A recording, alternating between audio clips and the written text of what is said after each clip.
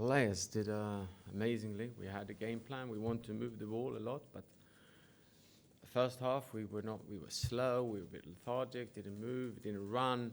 But that's, in my opinion, it comes when players are low, have no confidence. You don't do it at the speed you need to, and it's been hard on the players. But I felt like give it a go second half, and did they? It was amazing to see for me, and you saw West Ham getting a bit tired and getting a bit low in around the 60th, and we sliced them open and played some really good football, in my opinion. That's how we want to play, and keeping the ball well. But of course, we don't get carried away.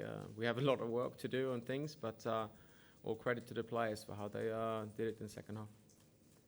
How big can that be in terms of changing the mood? Yeah, no, I hope so. They looked happy in the dressing room. But I don't think any of us can imagine, in my opinion at least, Arsenal's a big football club. We are demanded to win football games, and they haven't won for a long time. And I, at least, when been able to feel or sense that pressure they've been under. And you can always say, yeah, they're professional football players, they should deal with it. But it's been tough for them. And you felt it and seen it in games. And today, the last 30 minutes, that lifted a bit. And we started to play some good football and slicing open, like I said. But main thing is we can't get carried away. We have a lot of things to work on, but it felt nice with the win. Martinelli looks a real prospect when every time he plays, he can score for you. Yeah, no, Gabby is a fantastic player, very, very young, but he has that energy about him. He goes and he goes, no fear, just keeps on going. So it's a pleasure to see him there on that pitch, and for him to get the success he did today, it gives you a smile to your face. You said there's a lot of things to work on, but you've got a game kind of every 3 days at the moment. You've not got a lot of time. Are you able to find that improvement in the matches, or are you looking for a period to actually go to work? Of course, it would be nice to have a few days so I can actually practice with them. Before the game, it's almost like just a walkthrough of slowly what we need to do, and maybe that's why we start a bit too slow all the time, and we can't have really the tempo in training. But it's a lot of video and trying to show sequences that we can do better and stuff, because we can't really do it on the field, and that's not ideal. But that's December and the situation I'm in with the players, and we do the best we can. What did you make of Nicolas Pepe's second half today?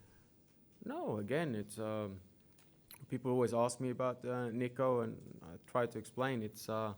He comes from the French league. He comes to the Premiership, in my opinion, the best league in the world. It's a lot faster, a lot harder, and he needs to adapt. And people put pressure on him, but that's not so easy. And I thought what he did today, he worked really hard offensively and defensively, and showed his quality. And I'm so pleased for him, because at the same time you are like a big buy for the club, and there comes pressure with that as well. And so I think he will fall asleep with a smile tonight. Amy? Freddie, how much do you think that one game is capable of changing the season around? Is it enough to take all the good things from this and the effect it can have on the team, that it can be transformative?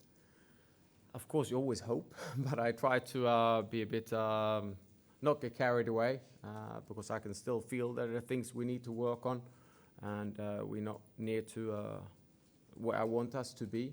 But of course, I hope that that happiness the players could feel, and that spirit, and hopefully the belief in themselves, that they could pass the ball with a higher tempo, and they could do 1 and 2 touches, and they could do things a lot quicker, that they will have some positive effect on them. Simon? Freddie, do the people running the club, are they talking to you about what's going on behind the scenes, or are they literally leaving the football to you and just don't speak to you? Obviously, there's a lot of talk. Yeah, no, I speak to Edu. Of course, we play with each other, so we try to speak, because I don't have so much staff, so I talk to him sometimes about football. But I've been told to work on a game-to-game basis, and that's what I'm trying to do. I said, like, this is a club I love, and I will try to help them as much as I can, and then it's up to them to do what they do. Freddie, can I just quickly ask you about Hector Bellerin and Kieran Tierney, please? Yeah. Hector had a bit of feeling, I think, in his hamstring in warm-up, and then we took the decision. I said, not going to force anyone to play if you don't feel 100%, so we took him off and straight swap on that with Ainsley. And Ainsley been out in the cold for a little bit and comes on and does it really well. So really proud of him and happy for him. Tierney, I think it's something with his shoulder, but I don't know exactly what it is. But obviously we have to take him off. So I think he's going to maybe to hospital and check what it is. Thanks all.